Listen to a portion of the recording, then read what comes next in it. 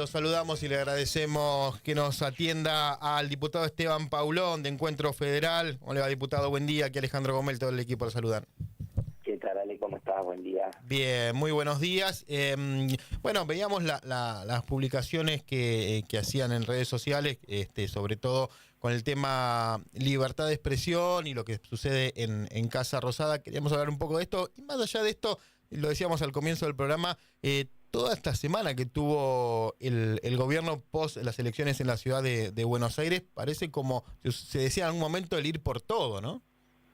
Sí, es un error que se comete habitualmente en la política, ¿no? Pensar que un resultado electoral positivo, que tiene también sus lecturas limitadas por la cantidad de gente que fue a votar, porque el triunfo tampoco, digamos, si vienen dentro de la interna de que eran las expresiones más cercanas ideológicamente, obviamente Adorni le ganó con un buen margen así de los penales, tampoco es que fue un primer puesto muy amplio, con mucho margen, pero bueno, en general pasa, ¿no?, que hay una sensación de rivalidad y de la necesidad de aprovechar una buena ola para tomar determinadas medidas que van pedaleando en el aire, ¿no? Porque si bien tenemos este grupo de medidas, como por ejemplo la de las nuevas restricciones para las conferencias de prensa en la Casa Rosada, que son inadmisibles, que plantean criterios ridículos, que establecen estándares que el gobierno no se pone a sí mismo, pero le pone a los periodistas, y que no tiene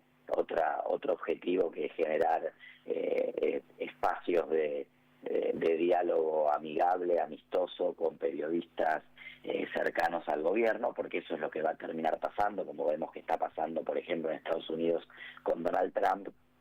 También hay que decir, Ale, que después de una enorme expectativa que se había generado incluso como herramienta de campaña en relación a alguna medida vinculada a la liberalización de los famosos dólares del colchón, el gobierno, ese anuncio que había hecho muy en borrador, con enorme improvisación y este tinte electoral, termina llegando esta semana como una medida con mucha menos fuerza, una medida que nadie termina de entender dónde está el cambio revolucionario, una medida que no genera ninguna operación, al menos a la vista, que hoy no se realice, que la gente no realice con los dólares que ha ido comprando y ha ido ahorrando.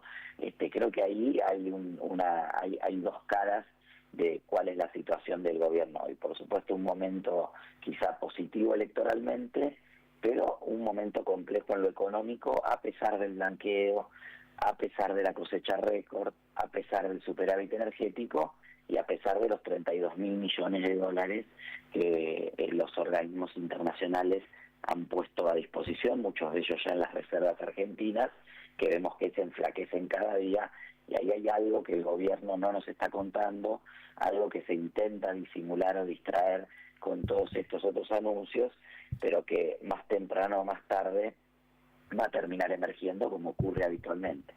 Es cierto, ¿no? Porque siguen buscando dólares a pesar del blanqueo, el préstamo con el Fondo Monetario Internacional, la cosecha, sigue esta voracidad por más necesidad de dólares.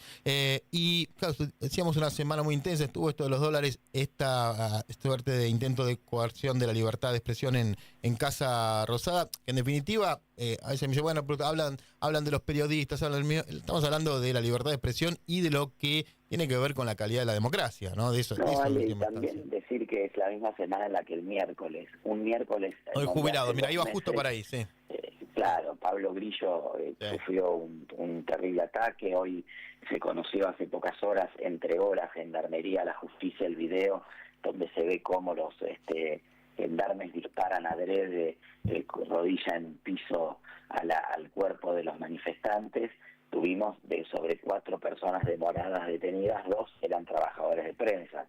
Entonces, no es solamente algo que parece que es microclimático para reírse o cargar o sacar de la conferencia de prensa a algún periodista o a alguna periodista que al poder le moleste. Estamos hablando de algo que es sistemático, de algo que no solo son palabras, sino que después se transforma en un hostigamiento concreto, en un momento donde evidentemente el gobierno, por mucho que se diga liberal libertario, es un gobierno con tintes autocráticos, que no acepta el disenso, que sabe que en el trabajo periodístico libre está la posibilidad no de hacer oposición, sino de revelar cosas que el poder muchas veces no quiere revelar, y que es la tarea de ustedes como periodistas, como comunicadores.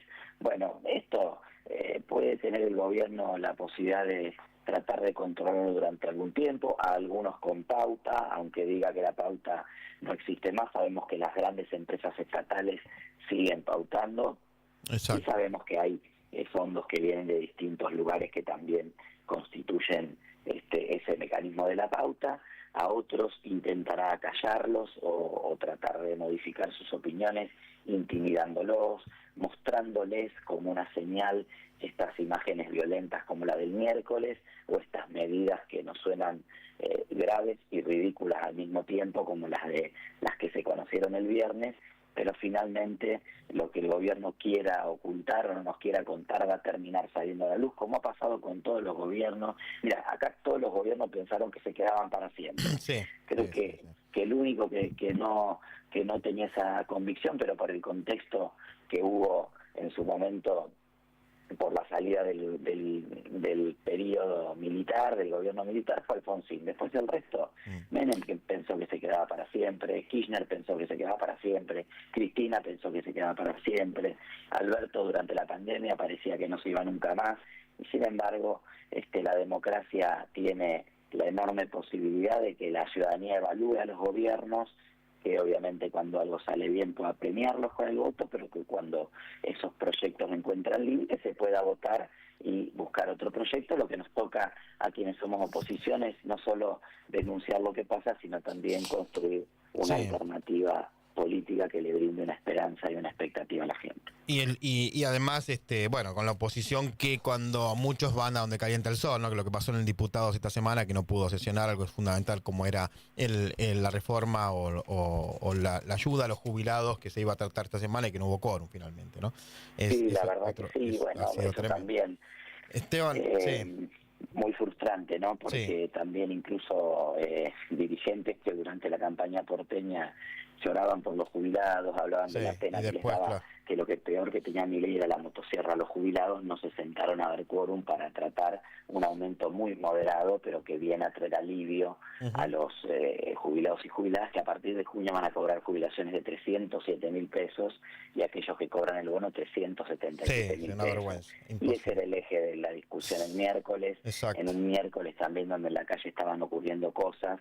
Nuestra responsabilidad es dar quórum, debatir, y eventualmente había 11 proyectos, ¿vale? O sea que había alternativas de todo tipo para que cada uno pudiera votar la que creyera que era mejor para los jubilados, en el caso nuestro, cuidando también el equilibrio fiscal, cuidando a la posibilidad de que todas esas mujeres, 9 de cada 10 que van a quedar fuera de la jubilación cuando lleguen a los 60 años por la caída de la moratoria, tuvieran una alternativa, que contemplaba los años de aportes que tenían, que buscaba la proporcionalidad de los ingresos para empezar a reconstruir la pirámide previsional. Bueno, lamentablemente ese debate no se dio, pero se va a dar. El 4 de junio vamos a estar convocando otra sesión, seguramente allí se va a juntar el quórum, porque estuvimos muy cerca y algunos diputados y diputadas no lograron llegar a Buenos Aires. Exacto. Vamos a insistir el 4 de junio con este tema y con el tema de la emergencia en discapacidad, que es otro tema que afecta a cientos de miles de familias. Sí, nos estamos yendo, Esteban, pero vamos a seguir. Que la gente percibe como agenda cercana y que le resuelve algún problema, ¿no? Esteban Paulón, gracias por la comunicación y gracias por el apoyo, porque está en un momento difícil el periodismo y sobre todo en Casa Rosada para trabajar. Te mando un abrazo fuerte y gracias por todo. Esteban Paulón, diputado nacional de Encuentro Federal. Rapidito, porque están corriendo.